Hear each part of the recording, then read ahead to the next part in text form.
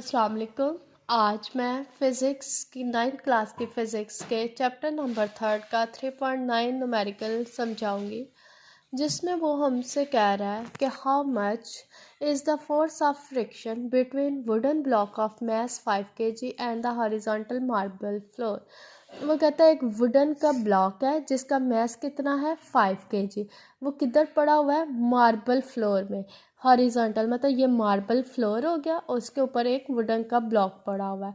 वो कहता है आपने कैलकुलेट करनी है वुडन के ब्लॉक में और जो मार्बल है उसमें कितनी फोर्स ऑफ फ्रिक्शन है। न्यूमेरिकल में जब भी उसने हाउ मच पूछा या कैलकुलेट या फाइंड, तो उसका मतलब होता है हमने उस चीज़ को फाइंड आउट करना है। ज़ाहिर है हाउ मच कितनी ज़्यादा है। अब हमारे पास मैस कितना उसने दिया हुआ है वुडन ब्लॉक का 5 kg। अब उसने कहा है coefficient of friction between would and the marble. इस पत्थर और इस लकड़ी के ब्लॉक के दरमियान जो फोर्स है ना, कोफिशिएंट ऑफ फ्रिक्शन है, फ्रिक्शन का कोफिशिएंट है वो कितना है 0.6।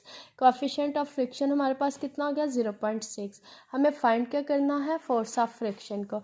फोर्स ऑफ फ्रिक्शन का अगर फार्मूला हम रिमाइंड करें चैप्टर के लिहाज से, तो हमारे पास था coefficient of friction multiple by mass multiple by gravity. अब हम इसकी वैल्यूज़ को पुट करें तो कोफिशिएंट ऑफ फ्रिक्शन कितना है हमारे पास 0.6। मैस हमारे पास कितना है 5 kg। ग्रेविटी की तो वैल्यू अंडरस्टैंड है कि 10। अब इनको हम मल्टीप्लाई करें 0.6 को 5 से और 5 को 10 से, तो हमारे पास 30 आ जाएगा। और फोर्स का क्या यूनिट है? न्यूटन। अब मैं न्यूमेरिकल नंबर 3.10 को एक्सप्लेन करूँगी। ये बहुत ज़्यादा इम्पॉर्टेंट न्यूमेरिकल है। इसके साथ जब भी फिज़िक्स का वो बोर्ड में पार्ट बनाता है ना लॉन्ग में, तो वो एक सेंटीमीटर फोर्स पे नोट लिखने के लिए दे देता है और उसके साथ ये वाला लॉन्ग दे देता है, न्यूमेरिकल अटैच कर देता है। अब वो कहता है कि how much centimetre force is needed to make a body of mass 0.5 kg। एक मैस है मेरे पास, उसका कितना बॉडी है जिसका मैस कितना है 0.5 kg, to move in a circle of radius 50 centimetre with the speed 3 metre per second. कहता है इसको हम रोटेट करते हैं किस स्पीड से? 3 मीटर पर सेकेंड। किस में? एक सर्कल में। अब आपको आइडिया है कि सेंटीमीटर फोर्स कौन सी फोर्स है? सेंटीमीटर फोर्स वो फोर्स है जो फोर्स हमें चाहिए होती है किसी भी बॉडी को सर्कल में रोटेट करने के लिए। ये एक बॉडी है, इसको सर्कल में रोटेट करवाना है, तो हमें कौन सी फोर्स की ज़रूरत है? सेंटीमीटर फोर्स की। मैस उसने हमें दे दिया 0.5 kg।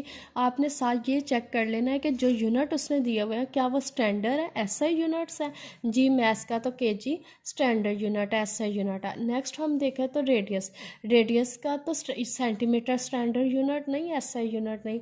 तो रेडियस का स्टैंडर्ड यूनिट क्या होता है? मीटर।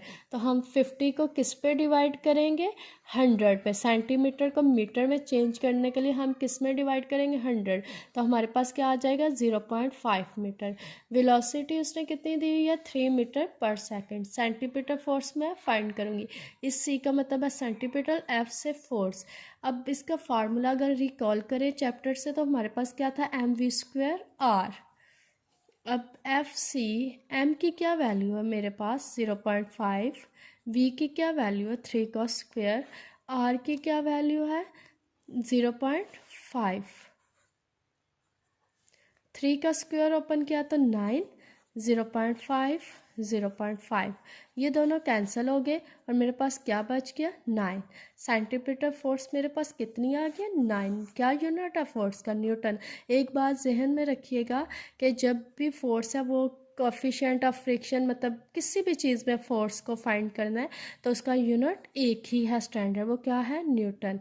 तो मेरे पास कितनी फोर्स रिक्वायर्ड थी इस बॉडी को सर्कल में घुमाने के लिए? 9 न्यूटन। अगर वीडियो पसंद आए तो लाइक, सब्सक्राइब और शेयर कर दीजिएगा। Thank you so much.